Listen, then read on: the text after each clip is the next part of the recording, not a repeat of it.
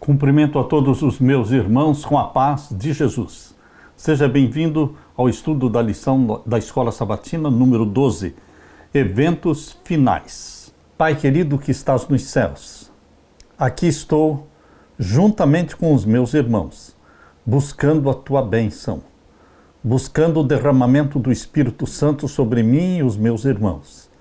Ao abrirmos a tua palavra, que o teu Espírito nos ilumine, nos ajude a entender e a viver a mensagem que o Senhor nos deu para viver, para pregar, para anunciar ao mundo, preparando um povo para a volta de Jesus. Pedimos a tua bênção em nome de Jesus. Amém, Senhor. O verso áureo: compre a verdade, não a venda. Compre a sabedoria, a instrução e o entendimento. Provérbios 23, 23.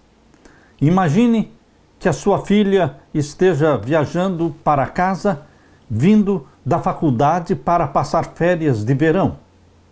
Enquanto você espera que ela chegue, monitora com ansiedade os boletins meteorológicos e você se preocupa quando piora o panorama rapidamente.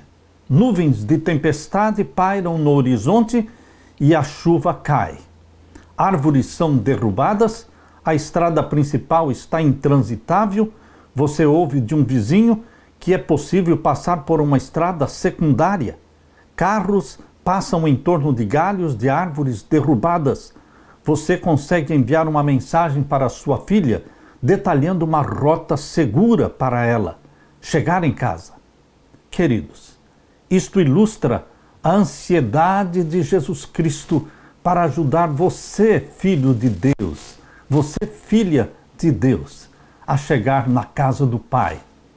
Estamos nos aproximando rapidamente da casa do nosso Pai. O mundo está um caos, está em tempestades e tormentas. E Jesus Cristo está nos dando todas as direções, detalhes, para chegarmos à casa do nosso Pai.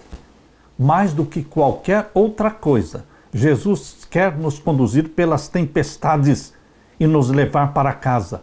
Ellen White escreveu: vem uma tempestade implacável em sua fúria. Estamos preparados para enfrentá-la? O propósito da vida, da morte, da ressurreição e o ministério de Cristo no santuário celestial é garantir que você e eu cheguemos à casa do nosso Pai, o céu, o novo céu, a nova terra. As mensagens de Daniel e de Apocalipse nos ajudam agora no fim dos tempos, em meio a esta tempestade, de modo que um dia sintamos o abraço do nosso Salvador.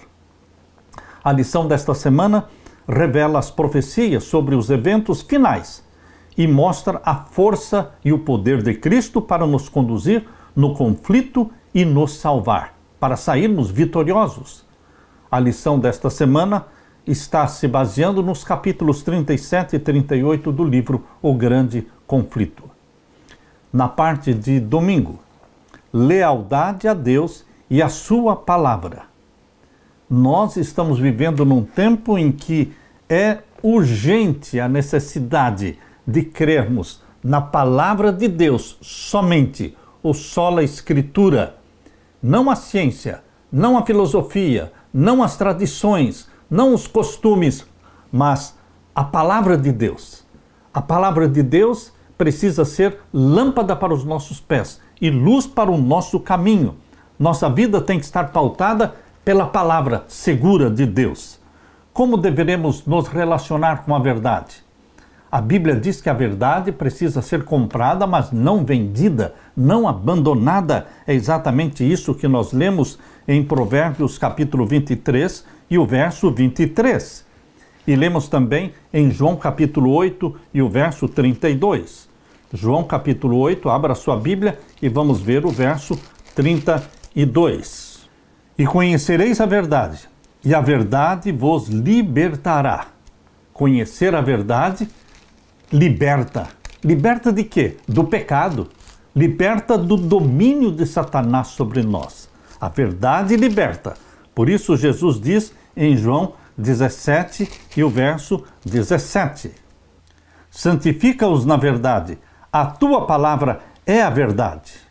Queridos, ao longo dos tempos, o grande conflito tem sido uma batalha entre a verdade e o erro, a verdade e a mentira.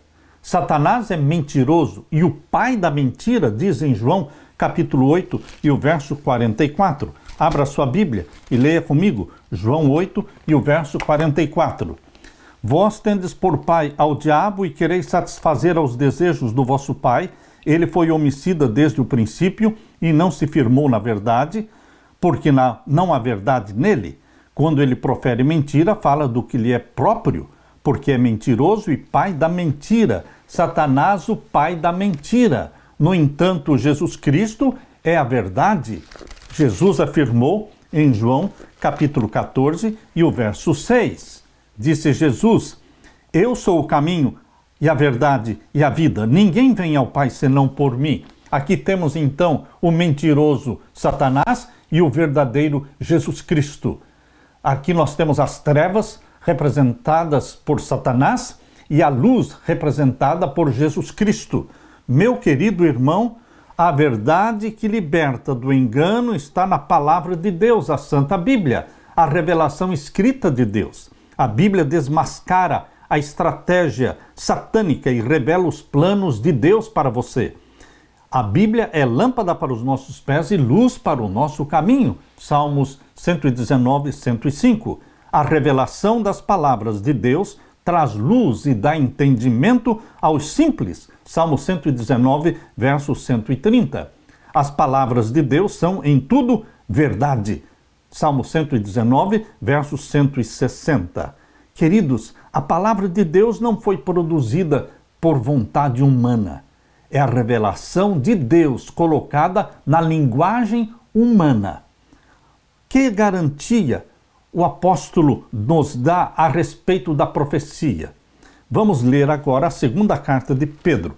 Abra sua Bíblia na segunda carta de Pedro, capítulo 1, e o verso 16 até o verso 21. Porque não vos fizemos saber a virtude e a vinda do nosso Senhor Jesus Cristo seguindo fábulas artificialmente compostas, mas nós mesmos vimos a sua majestade. Pedro está falando que eles não testemunhavam daquilo que eles imaginavam, ou de coisas que eles inventaram, ou de coisas que contaram para eles, mas eles mesmos viram. Eram testemunhas oculares de Jesus, do poder de Jesus Cristo, de que Jesus Cristo era Deus em carne. Nós não estamos pregando segundo fábulas artificialmente compostas, mas nós mesmos vimos a sua majestade. Verso 17. Porque ele recebeu de Deus Pai honra e glória, quando da magnífica glória lhe foi dirigida a seguinte voz: este é o meu Filho amado, em quem me comprazo. E ouvimos esta voz dirigida do céu, estando nós com ele no Monte Santo. Portanto, Pedro está dizendo: nós somos testemunhas oculares. Meus olhos viram a Jesus Cristo e a sua majestade. E nossos ouvidos ouviram a voz do Pai, dizendo: este é o meu Filho amado. E agora o verso 19. E temos muito firme a palavra dos profetas, a qual bem fazeis em estar atentos como a uma luz que alumia em lugar escuro, até que o dia esclareça e a estrela da alva apareça em vossos corações. Pedro está dizendo que a profecia, a palavra dos profetas, é uma luz que alumia em lugar escuro, é uma luz em meio às trevas, até que o dia esclareça, ou seja, até que Jesus volte. E o verso 20, sabendo primeiramente isto, que nenhuma profecia da Escritura é de particular interpretação. A profecia não nasceu na mente do profeta, nasceu na mente de Deus. É a revelação divina colocada na linguagem humana. Verso 21, porque a profecia nunca foi produzida por vontade de homem algum, mas os homens santos de Deus falaram inspirados pelo Espírito Santo. O Espírito Santo era a fonte de inspiração dos profetas. Uma profecia é luz que ilumina no meio das trevas. Sem a Bíblia, seríamos deixados aos caprichos da opinião humana e seríamos facilmente enganados. As Escrituras Sagradas são apresentadas ao povo de Deus como a proteção contra a influência dos falsos ensinadores e o poder ilusório dos espíritos das trevas. Satanás usa todos os meios possíveis para impedir os seres humanos de obterem conhecimento da Bíblia, pois os claros ensinos da Bíblia desmascaram os enganos de Satanás. Em breve, o último grande engano aparecerá diante de nós. Veremos o anticristo realizando seus atos miraculosos. A contrafação, a mentira, se parecerá tanto com o verdadeiro que será impossível distingui-los sem o auxílio da Santa Bíblia. Queridos, somente aqueles que têm fortalecido a mente com as verdades da Bíblia poderão resistir no último grande conflito. Todos terão de passar pela prova decisiva. Obedecerei a Deus ou obedecerei aos homens? Obedecerei aos mandamentos de Deus, de Êxodo capítulo 20, ou obedecerei aos mandamentos papais? Será que nossos pés estão firmados na rocha da imutável palavra do Senhor? Estamos preparados para permanecer firmes em defesa dos mandamentos de Deus e da fé em Jesus? Estas são as perguntas que você e eu deveremos fazer a nós mesmos. O que nos manterá de pé na crise final? A palavra de Deus. Deixar que ela ilumine a nossa vida e vamos pautar a nossa vida pela Bíblia, pelo assim diz o Senhor. Não é o que diz a ciência, não é o que diz a filosofia, não é o que diz a tradição, não é o que diz a cultura, não é o que diz o papado, mas é o que diz a Bíblia.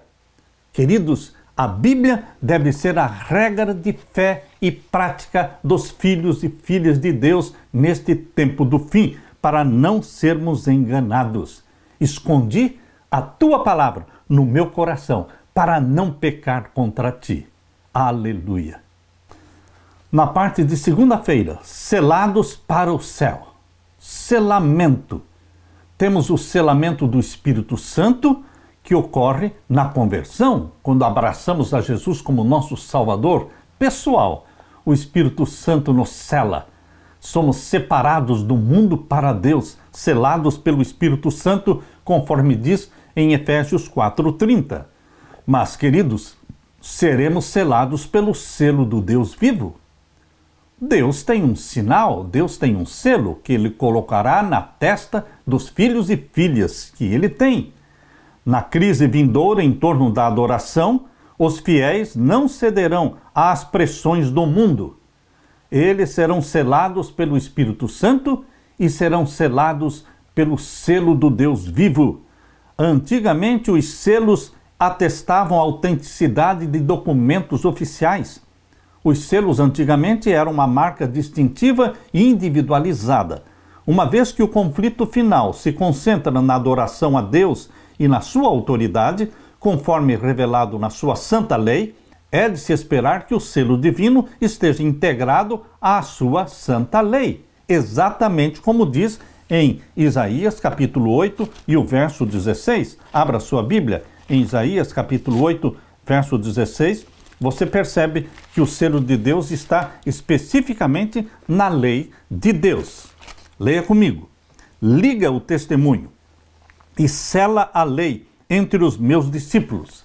Sela a lei entre os meus discípulos. Então existe um selo na lei de Deus. São 10 mandamentos. E onde está o selo de Deus? Na lei de Deus. Está exatamente no 4º mandamento da lei de Deus. O 4º mandamento da lei de Deus é o selo do Deus vivo. Vamos abrir a Bíblia agora em Êxodo capítulo 20.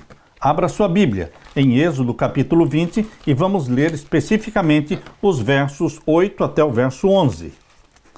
Leia comigo. Lembra-te do dia do sábado para o santificar.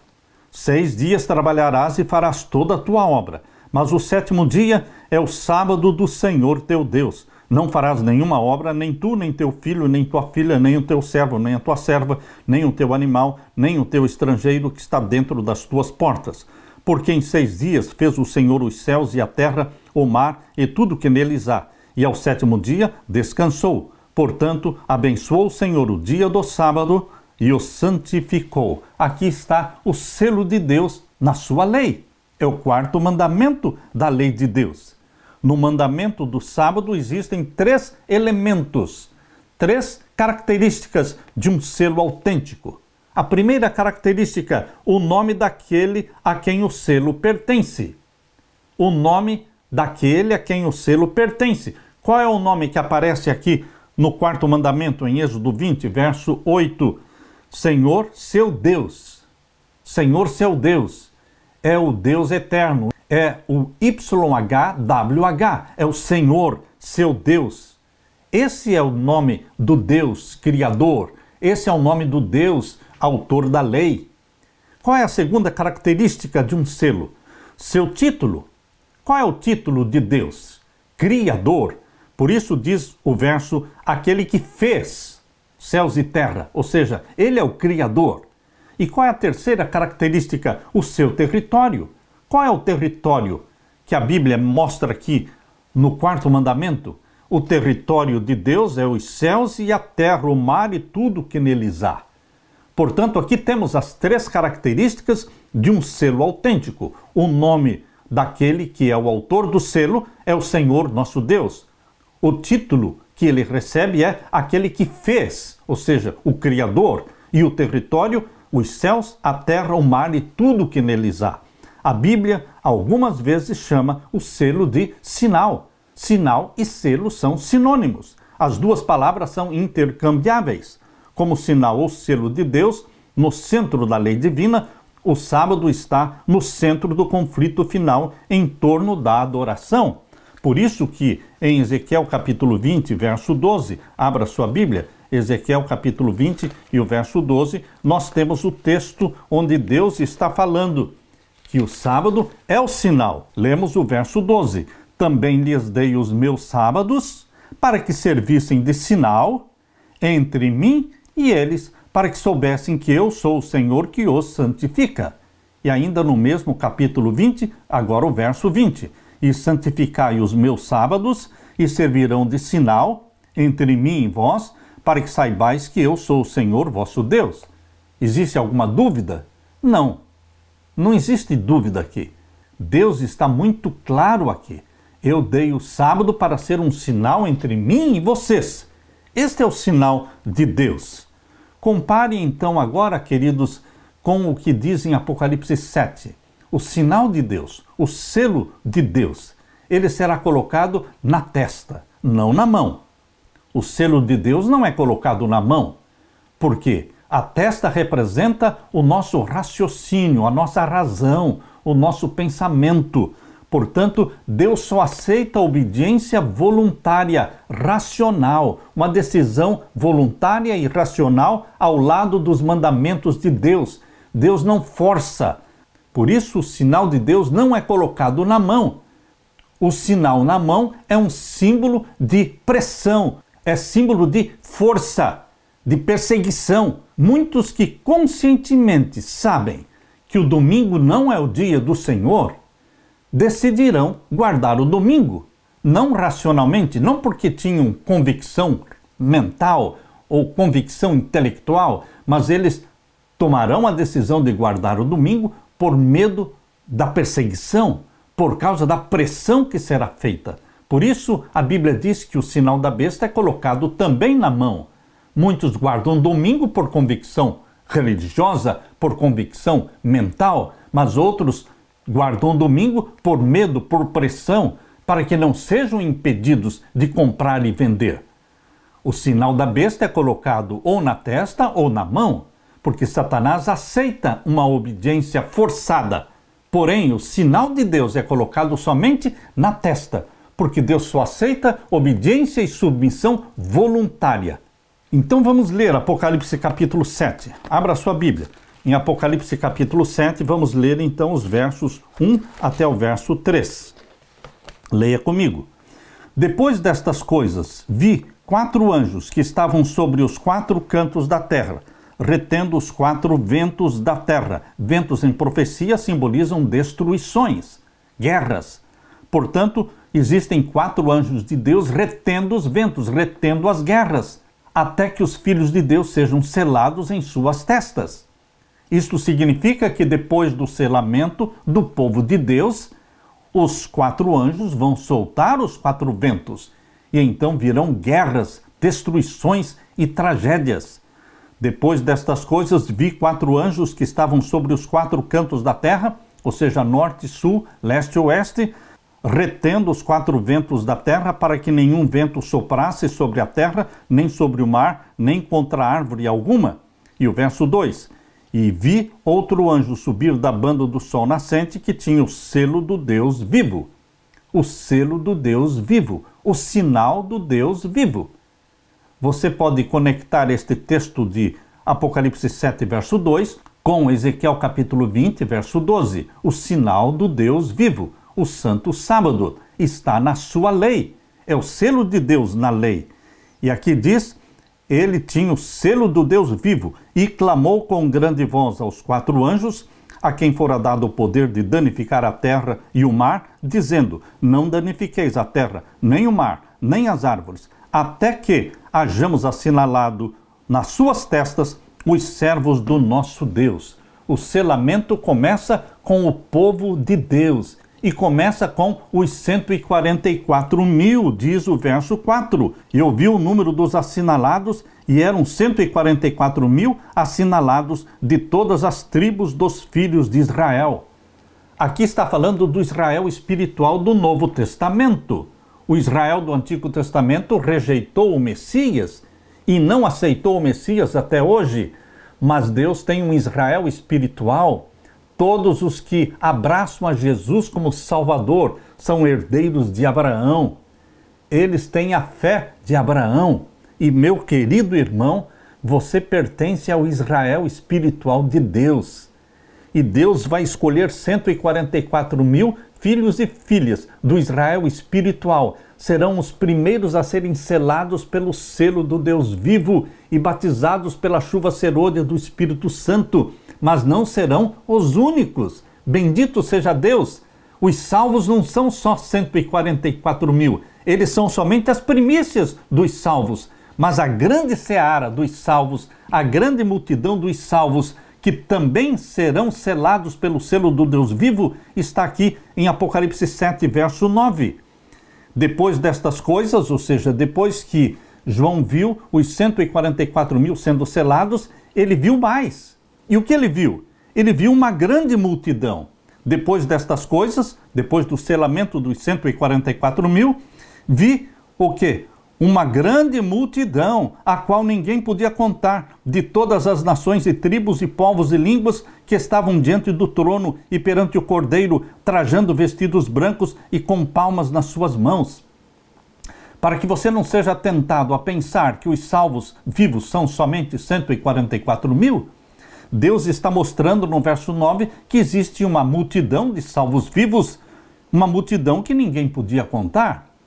E também aqui mostra que eles passarão pela grande tribulação, ou seja, as primícias e a seara, os 144 mil e a grande multidão, passarão juntos pelo período chamado de a grande tribulação. Isto está aqui em Apocalipse 7, verso 13. E um dos anciãos me falou dizendo: estes que estão vestidos de vestidos brancos, quem são e de onde vieram? E eu disse-lhe: Senhor, tu sabes. E ele me disse: estes são os que vieram da grande tribulação e lavaram seus vestidos e os branquearam no sangue do Cordeiro. O contexto aqui é o capítulo 7, que está dentro do 6º selo. O 6º selo começou no capítulo 6, verso 12, e vai até o final do capítulo 7. Portanto, os 144 mil e a multidão que ninguém podia contar, eles estão dentro do contexto do 6º selo.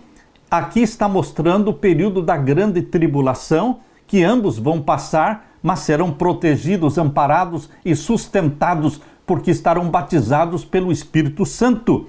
E eu disse-lhes: tu sabes, Senhor. E ele me disse: estes são os que vieram da grande tribulação e lavaram seus vestidos e os branquearam no sangue do Cordeiro. Isso vai acontecer antes do fechamento da porta da graça.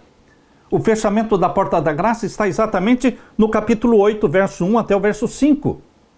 Aqui está a abertura do 7º selo, que é o fechamento da porta da graça. Antes que a porta da graça se feche, Deus vai selar as primícias e também a grande seara de salvos vivos. Queridos, aqui a Bíblia está mostrando que Deus tem um remanescente fiel na terra. Este remanescente fiel é composto pelas primícias dos salvos vivos e pela seara dos salvos vivos, e todos serão selados pelo selo do Deus vivo, batizados pelo Espírito Santo. Lendo também Apocalipse 14, verso 1, nós lemos: "E olhei, e eis que estava o Cordeiro sobre o monte Sião, e com ele 144.000, e em suas testas tinham escrito o nome dele e o do seu pai." Os 144.000 têm o nome de Deus escrito na testa, o nome de Deus e o nome de Jesus Cristo. Meu querido irmão, mas não somente os 144.000. Você lê também no capítulo 15 de Apocalipse. Leia o capítulo 15, verso 2. "E vi como um mar de vidro misturado com fogo, e também os que saíram vitoriosos da besta e da sua imagem, e do seu sinal, e do número do seu nome, que estavam junto ao mar de vidro e tinham as harpas de Deus." Aqui, João está vendo, no capítulo 15, verso 2, a grande multidão de salvos, não somente os 144.000. E o verso 3 diz que eles cantavam o cântico de Moisés, o servo de Deus, e o cântico do Cordeiro, dizendo: "Grandes e maravilhosas são as tuas obras, Senhor Deus Todo-Poderoso, justos e verdadeiros são os teus caminhos, ó Rei dos Santos." João viu em visão os 144.000 com Jesus Cristo no Monte Sião, mas João também viu sobre o mar de vidro uma multidão. E todos eles estavam cantando o cântico de Moisés e o cântico do Cordeiro. Queridos, lemos também agora em Apocalipse capítulo 13. Capítulo 13 de Apocalipse, vamos ver o verso 16 e 17. Deus coloca o seu selo na testa, somente na testa, porque só aceita obediência e submissão voluntária de cada um. Mas Satanás aceita uma submissão e obediência à força, sob a pressão, sob a perseguição. Por isso aqui diz que o sinal da besta será colocado ou na testa ou na mão. Leia comigo Apocalipse 13 e vamos ver então o verso 16 e 17. "E faz que a todos, pequenos e grandes, ricos e pobres, livres e servos, lhe seja posto um sinal na sua mão direita ou nas suas testas." Para Satanás não importa se você o adora conscientemente, voluntariamente, ou se você o adora involuntariamente, sob pressão e perseguição ou por medo da morte. Para Satanás pouco importa, ele quer ser adorado. Mesmo que você não perceba que está adorando a Satanás, ele está feliz, porque ele quer somente ser adorado. Deus é diferente. Deus só aceita uma adoração consciente, voluntária. Leia agora também o verso 17. "Para que ninguém possa comprar, vender, senão aquele que tiver o sinal, ou o nome da besta, ou o número do seu nome." Muitos, milhares que têm a convicção de que o dia do Senhor é o sábado bíblico, do 4º mandamento da lei de Deus. Muitos deles vão aceitar o domingo como dia santo e vão guardar o domingo. Por quê? Porque eles têm medo de passar fome. Eles têm medo da perseguição. Eles não querem ser proibidos de comprar e vender. Queridos, nós precisamos estabelecer o assim diz o Senhor na nossa vida. É o assim diz o Senhor, é o que diz a Bíblia. Não vamos passar para as fileiras do inimigo por medo de passar fome, por medo da morte. Vamos firmar os nossos pés na verdade. Vamos firmar os nossos pés na palavra profética, que é luz que ilumina o nosso caminho. O diabo odeia os que são obedientes a Deus. O grande conflito chega a um clímax quando o dragão, que é Satanás, trava uma guerra contra o remanescente de Deus. Quem são eles? Os que guardam os mandamentos de Deus e têm a fé de Jesus. Este é o remanescente fiel de Deus. Leia comigo Apocalipse 14, 12. Aqui está a paciência dos santos, aqui estão os que guardam os mandamentos de Deus e a fé de Jesus. É contra estes que Satanás está irado. É contra estes que ele faz guerra. E isto está claramente revelado em Apocalipse 12, 17. E o dragão irou-se contra a mulher é a igreja, e foi fazer guerra ao resto da sua semente. Não é a maioria do mundo, mas é um restante, é um remanescente, por isso diz ao resto da sua semente. Os que guardam os mandamentos de Deus e têm o testemunho de Jesus Cristo. Deus está chamando você, meu irmão, minha irmã, para fazer parte deste remanescente fiel, odiado por Satanás, mas amado por Jesus Cristo. A este remanescente fiel, Jesus Cristo voltará com poder e glória para buscar e arrebatar, levar para o céu, para viver eternamente com Ele. Aleluia! Na parte de terça-feira, a quem adoramos? Tudo gira em torno da adoração. Assim como lá em Daniel capítulo 3, quando Nabucodonosor mandou construir uma estátua enorme, todinha de ouro, para que fosse adorada, e todos adoraram, menos os 3 amigos de Daniel, que não dobraram seus joelhos, por isso foram lançados na fornalha de fogo ardente, mas permaneceram fiéis. E lá dentro da fornalha de fogo ardente, Nabucodonosor, o rei de Babilônia, viu 4 pessoas. Ele lançou 3, mas ele viu 4. E ele disse, o quarto parece ser filho de Deus. E exatamente, o quarto era o filho de Deus. Jesus Cristo, ele estava lá dentro da fornalha de fogo ardente com os 3 hebreus, que não morreram no fogo. Nada lhes aconteceu. Deus os protegeu. Queridos, aquela imagem de ouro levantada por Nabucodonosor em Daniel capítulo 3 representa outra imagem, a imagem da besta. A imagem da besta, na profecia de Apocalipse 13, representa os Estados Unidos da América do Norte. O protestantismo apostatado, que em vez de protestar contra os erros e heresias de Roma, se uniu a Roma, se submeteu a Roma. E agora o protestantismo apostatado, representado pelo país Estados Unidos da América do Norte, usa sua influência e poder para impor em todo o mundo a adoração e a submissão ao poder papal. Queridos, a besta que subiu do mar, o poder papal, mais a besta que subiu da terra, os Estados Unidos da América do Norte, eles se unem para o domínio mundial. E aqui a Bíblia nos fala que tudo vai girar em torno de adoração. Satanás quer ser adorado a qualquer custo e de qualquer jeito. Deus não quer ser adorado de qualquer jeito. Ele só aceita adoração voluntária e consciente e por amor. Satanás aceita sua adoração de qualquer jeito. Nos últimos dias, o grande conflito se descortinará de forma dramática em torno de quê? Adoração. Adoramos o Criador ou adoramos a besta e a sua imagem? Não há meio termo.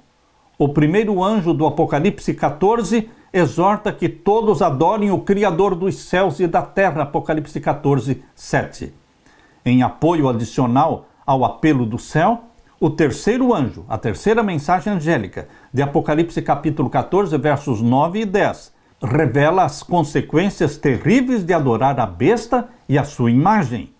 Lemos aqui em Apocalipse 14 e o verso 9 e o verso 10.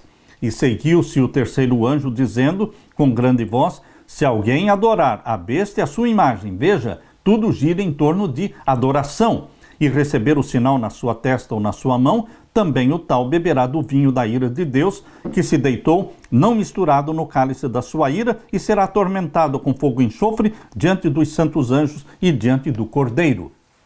Ou você adora o Criador dos céus e da terra, mencionado na primeira mensagem angélica, capítulo 14, verso 7, temei a Deus e dai-lhe glória, porque vinda é a hora do seu juízo, e adorai aquele que fez o céu e a terra, o mar e as fontes das águas.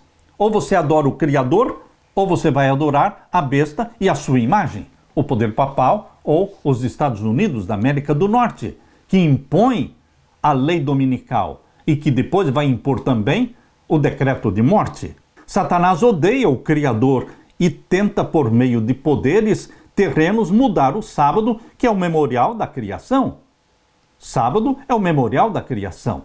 E Satanás tentou mudar a lei de Deus, trocando o sábado pelo domingo. Mas Satanás usou um poder terreno. Existe na Bíblia uma profecia em Daniel 7:25. Abra sua Bíblia em Daniel 7:25, quando fala do chifre pequeno. O chifre pequeno de Daniel 7:25 surgiu no meio dos 10 chifres que formaram as 10 nações da Europa. Os 10 chifres que surgiram no Império Romano representam as 10 nações da Europa. E o chifre pequeno representa o poder papal, que derrubou 3 dos primeiros 10 chifres.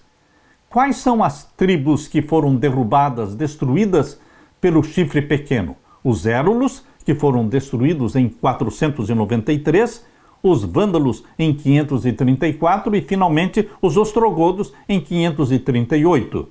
E então o caminho estava livre para o papado ter a sua supremacia papal da Idade Média, que durou 1260 anos, ou seja, conforme Daniel 7:25, a profecia diz que a supremacia papal foi de um tempo, 2 tempos, metade de um tempo, 3 anos e meio proféticos, 1260 anos. Leia comigo Daniel 7:25. E proferirá palavras contra o Altíssimo, e destruirá os santos do Altíssimo, e cuidará em mudar os tempos e a lei. Está vendo? Este chifre pequeno destruiria os santos do Altíssimo e mudaria os tempos e a lei. Por isso existe a lei dos 10 mandamentos do Catecismo Romano, que é diferente da lei dos 10 mandamentos da Bíblia. Quando você compara os 10 mandamentos de Êxodo capítulo 20 com os 10 mandamentos do Catecismo Romano, você percebe que os 10 mandamentos do Catecismo Romano, ali faltam 2 mandamentos. Falta o 2º mandamento, que proíbe a adoração de imagens, e falta o 4º mandamento, que manda guardar o sábado. Lembra-te do dia do sábado para o santificar. No Catecismo Romano não existe a proibição de adorar imagens e não existe o mandamento mandando guardar o sábado. No lugar do sábado, eles colocaram guardar domingos e festas. Meu querido irmão, é muito claro que o chifre pequeno mudou os tempos e a lei e perseguiu os santos do Altíssimo durante a supremacia papal da Idade Média. A história vai se repetir. Assim como aconteceu no passado, voltará a se repetir a história. O conflito vindouro sobre a lei de Deus se concentrará na autoridade. Se Satanás puder erradicar a adoração no sábado, declarará que a sua autoridade é maior do que a autoridade divina.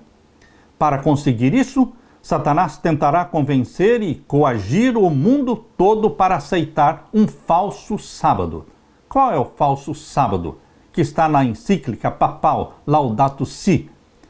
É o domingo, chamado de o falso sábado. O mundo está mudando drasticamente e rapidamente. A crise do Covid-19 mostrou que, da noite para o dia, tudo pode mudar.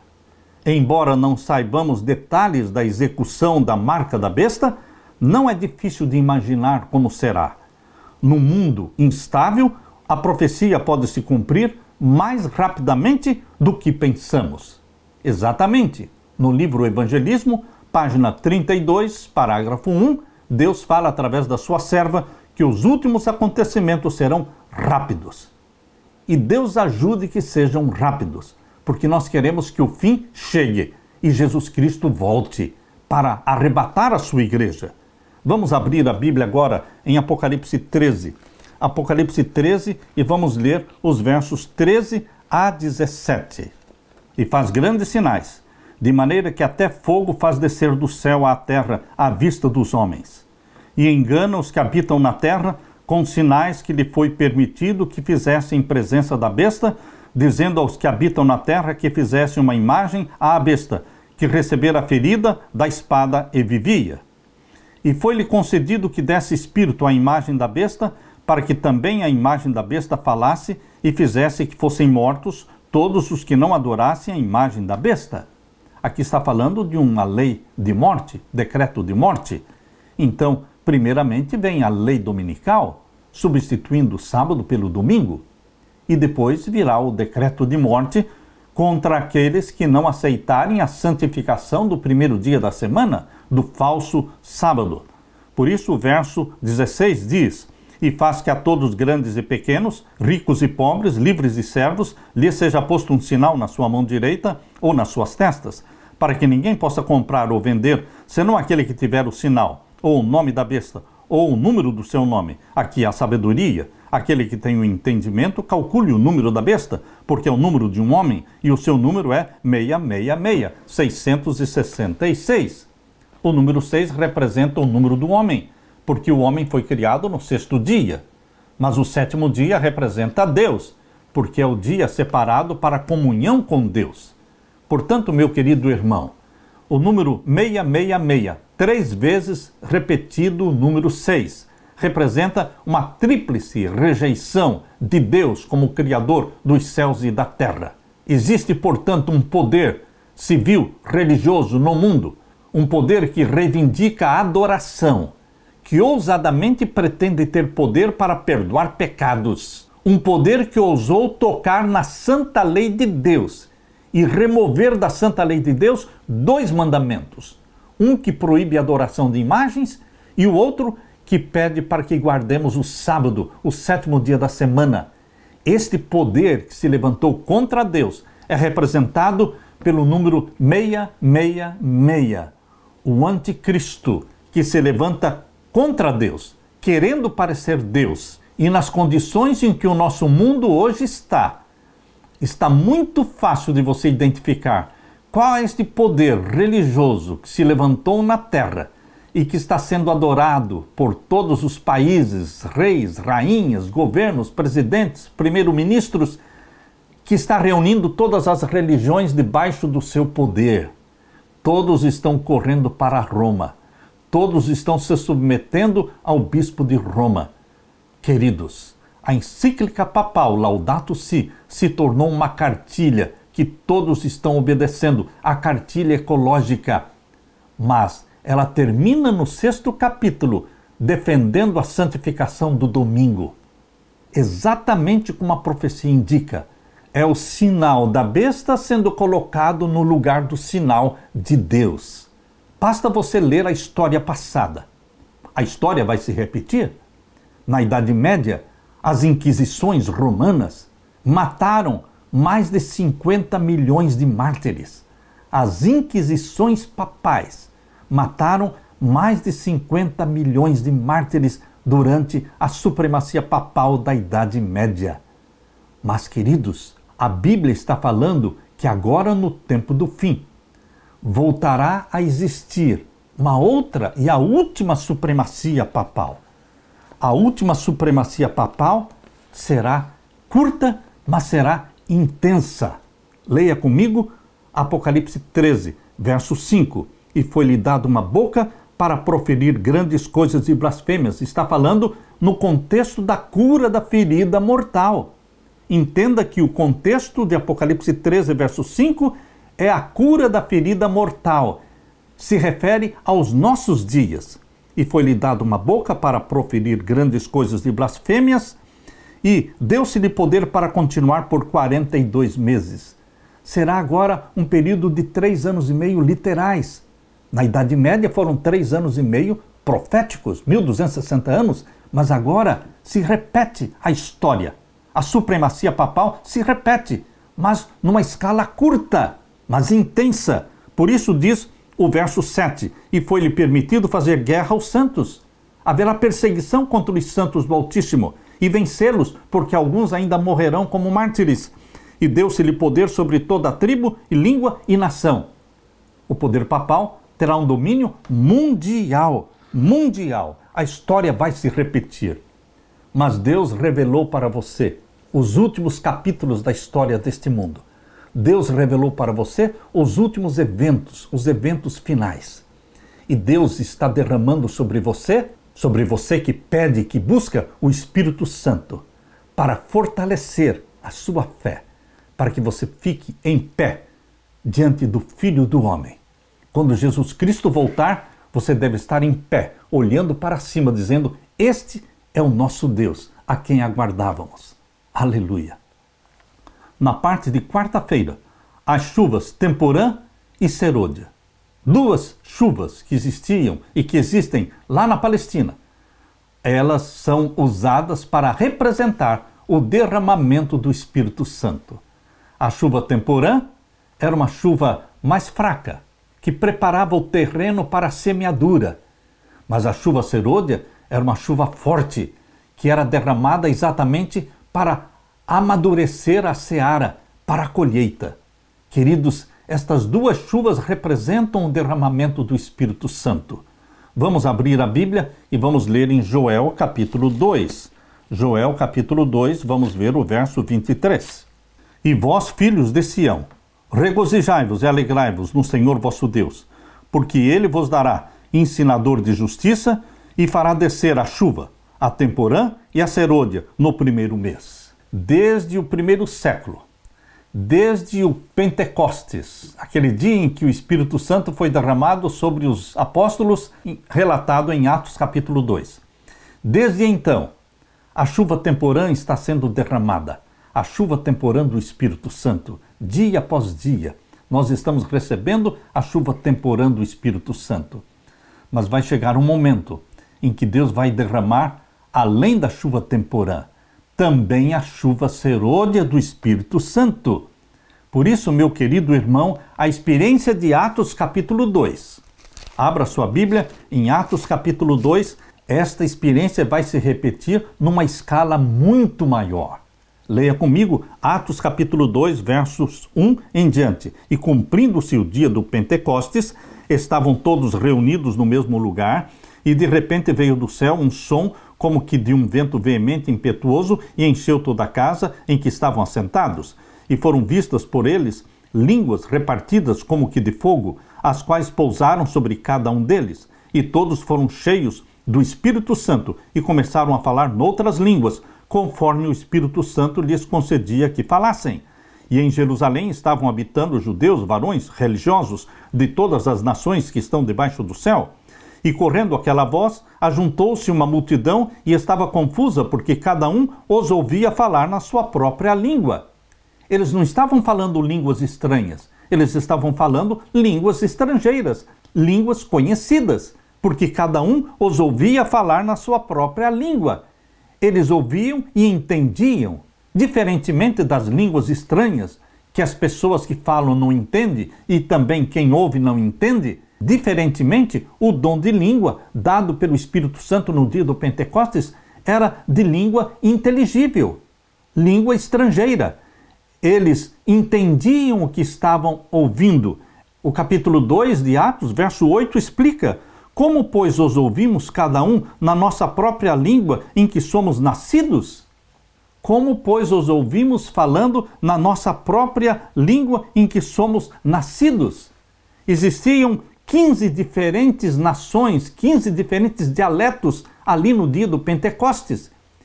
E os apóstolos foram habilitados a falar em diferentes dialetos e idiomas. E cada um ouvia na sua própria língua em que era nascido. Não era língua estranha, mas línguas inteligíveis, línguas estrangeiras. Meu querido irmão, esta experiência do derramamento da chuva Temporã do Espírito Santo vai se repetir agora no tempo do fim. Vejam também o capítulo 2 de Atos, capítulo 2, verso 41 a 47. De sorte que foram batizados os que de bom grado receberam a palavra, e naquele dia agregaram-se quase 3.000 almas. Como resultado do derramamento da chuva Temporã, 3.000 almas foram batizadas em um dia e perseveravam na doutrina dos apóstolos e na comunhão e no partir do pão e nas orações. E em toda a alma havia temor, e muitas maravilhas e sinais se faziam pelos apóstolos, e todos os que criam estavam juntos e tinham tudo em comum, e vendiam as suas propriedades e fazendas e repartiam com todos, segundo cada um havia de mister. e perseverando unânimes todos os dias no templo e partindo o pão em casa, comiam juntos com alegria e singeleza de coração. Queridos, esta experiência que aconteceu no dia do Pentecostes, pelo derramamento da chuva temporã do Espírito Santo, vai se repetir agora no tempo do fim, com o derramamento da chuva serôdia, em muito maior escala, muito mais poder, a chuva serôdia do Espírito Santo. A previsão de Joel sobre a chuva temporã cumpriu-se no Pentecostes, mas a chuva serôdia, prometida para os nossos dias, meu querido irmão, cairá com maior poder para preparar a colheita final da terra. Aleluia! E lemos também em Oséias capítulo 6, o verso 3. Conheçamos e prossigamos em conhecer ao Senhor, como a alva será a sua saída, e ele a nós virá como chuva serôdia que rega a terra. Estamos aguardando a chuva serôdia, porque a chuva temporã estamos recebendo dia após dia, na nossa comunhão diária com Jesus Cristo, na confissão dos nossos pecados, o Espírito Santo está sendo derramado sobre mim, sobre você. Mas continuamos clamando por mais poder, poder em maior escala, é a chuva serôdia. Queridos, a obra do Evangelho não será concluída com menor manifestação do poder de Deus, aleluia, do que marcou o próprio início da pregação do Evangelho. As profecias que se cumpriram no derramamento da chuva temporã vão se cumprir novamente na chuva serôdia, na conclusão da pregação do Evangelho. Aleluia! E você faz parte deste movimento de Deus, buscando a chuva serôdia cada dia. Aleluia! Na parte de quinta-feira, o alto clamor. Para que nós queremos a chuva serôdia do Espírito Santo? Para quê? Para a proclamação do alto clamor. Deus não vai derramar a chuva serôdia para nada, só porque nós queremos. Não, meu querido irmão, minha querida irmã. Deus tem um propósito. Pregação das 3 mensagens angélicas de forma compacta e poderosa, como se fosse uma só mensagem. Isto é chamada de a voz do quarto anjo. A voz do quarto anjo de Apocalipse 18 é a proclamação do alto clamor, do sai dela, povo meu, do caiu, caiu Babilônia. Queridos, a voz do quarto anjo apresenta as 3 mensagens angélicas resumidas, compactas. E Deus quer derramar o Espírito Santo em forma de chuva serôdia sobre você, para que você proclame o alto clamor. Apocalipse 18, versos 1 até o verso 4. Leia comigo. E depois destas coisas vi descer do céu outro anjo que tinha grande poder, e a terra foi iluminada com a sua glória. Este anjo representa os mensageiros da proclamação do alto clamor. E clamou fortemente, com grande voz, dizendo: caiu, caiu, a grande Babilônia. É uma repetição da segunda mensagem angélica. E se tornou morada de demônios, e coito de todo espírito imundo, e coito de toda ave imunda e aborrecível. Porque todas as nações beberam do vinho da ira da sua prostituição. Todas as nações beberam as heresias, doutrinas falsas que Roma está ensinando. Todas as nações e religiões do mundo acreditam na imortalidade da alma e santificam o domingo. Essas 2 doutrinas heréticas, errôneas, a imortalidade da alma, que não tem apoio nenhum da Bíblia, e a santificação do domingo, que não tem nenhum apoio da Bíblia. Essas 2 doutrinas unem todas as igrejas e religiões do mundo debaixo do poder e domínio papal. Por isso estão bebendo do vinho de Babilônia. Aqui diz, porque todas as nações, verso 3, estou lendo Apocalipse 18, 3, porque todas as nações beberam do vinho da ira da sua prostituição. Você quer beber do vinho da ira da prostituição de Babilônia? Não. Você é um filho de Deus, filha de Deus, sincero de coração. Sai dela, povo meu, diz aqui. Essa é a advertência do verso 4. E ouvi outra voz do céu que dizia: sai dela, povo meu, para que não sejas participante dos seus pecados e para que não incorras nas suas pragas. Sai dela, povo meu.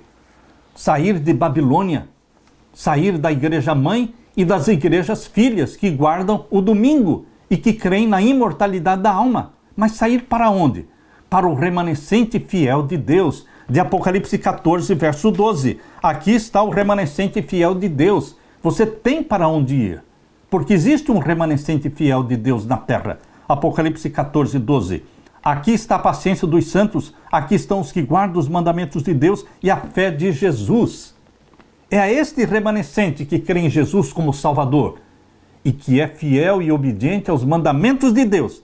É a este remanescente que Deus quer que você se una, preparando-se para a volta de Jesus.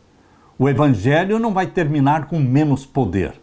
A chuva serôdia representa o derramamento do Espírito Santo em maior escala. O Evangelho será pregado em todo o mundo e então virá o fim. Como o Evangelho pode ser pregado em todo o mundo? Para que venha o fim, para que Jesus volte. Deus tem estratégias. E a estratégia que Deus revelou na Bíblia está exatamente no 6º selo. Abra sua Bíblia em Apocalipse capítulo 6. Apocalipse capítulo 6, na abertura do 6º selo, verso 12. Deus vai usar esses sinais majestosos no céu e na terra para acordar o mundo para a chegada do juízo dos vivos. O juízo dos vivos não será realizado de forma secreta, anônima, sem ninguém saber. Todos saberão que é chegado o momento do juízo dos vivos, porque Deus vai anunciar. Como? Capítulo 6, verso 12 de Apocalipse. E havendo aberto o 6º selo, olhei, e eis que houve um grande tremor de terra, e o sol tornou-se negro, como saco de silício, e a lua tornou-se como sangue. É impossível. Cristãos e não cristãos, pagãos, ateus, todos saberão que chegou o momento do juízo dos vivos. Chegou o momento do selamento. O povo de Deus sendo selado pelo selo do Deus vivo e os ímpios sendo selados pelo sinal da besta. Todos saberão e todos poderão fazer uma decisão inteligente, racional, ao lado dos mandamentos de Deus ou ao lado dos mandamentos papais. Por isso Deus vai dar condições para que cada pessoa tome a sua decisão consciente. E aqui diz o verso 13: E as estrelas do céu caíram, seguindo-se ao grande tremor de terra, e então o escurecimento do sol e a lua em sangue, seguindo-se vem a queda das estrelas. As estrelas do céu caíram sobre a terra, como quando a figueira lança de si os seus figos verdes, abalada por um vento forte. E na sequência virá o quê? O céu se retirou como um livro que se enrola, e todos os montes e ilhas foram removidos dos seus lugares. É impossível o mundo não perceber. Todos perceberão que chegou o tempo do fim, porque o mundo vai se tornar um caos. E somente o remanescente de Deus tem a resposta e a solução. Chegou a hora do juízo. Abrace a Jesus como seu Salvador pessoal e decida guardar os mandamentos de Deus. Guardar o sábado e não o domingo. Receber o selo do Deus vivo e não o sinal da besta. Queridos, o alto clamor é o último apelo de Deus para a humanidade. E você está sendo chamado por Deus para dar este último apelo, para proclamar este último apelo. Deus quer derramar o Espírito Santo em forma de chuva serôdia sobre você. E o que é que está impedindo que Deus derrame o Espírito Santo em forma de chuva serôdia? O que está impedindo é a prática de pecados conhecidos. Enquanto estivermos vivendo na prática de pecados conhecidos, pecados conscientes, pecados que o Espírito Santo já nos convenceu deles, não receberemos a chuva serôdia do Espírito Santo. Deus quer que você confesse os pecados, receba o perdão e receba o batismo do Espírito Santo. Para quê? Para proclamar o alto clamor, o sai dela, povo meu. Venha, povo de Deus, venha se unir aos que guardam os mandamentos de Deus e tenha a fé de Jesus Cristo. Este é o apelo que Deus está deixando para você. Esse é o apelo que Deus está usando a minha boca para fazer para você. Abrace a Jesus Cristo como Salvador. Una-se aos que guardam os mandamentos de Deus. Seja batizado pelo Espírito Santo. Amém e amém. Deixe-me orar com você. Pai querido que estás nos céus, deixo a cada irmão, a cada irmã, a cada filho teu que está ouvindo e assistindo, deixo o teu apelo, Jesus Cristo, para que se unam ao remanescente fiel de Deus na terra. Derrama sobre nós o Espírito Santo e, querido Jesus, apressa-te, volte logo nos buscar. Em teu nome, Jesus, que pedimos e agradecemos. Amém e amém.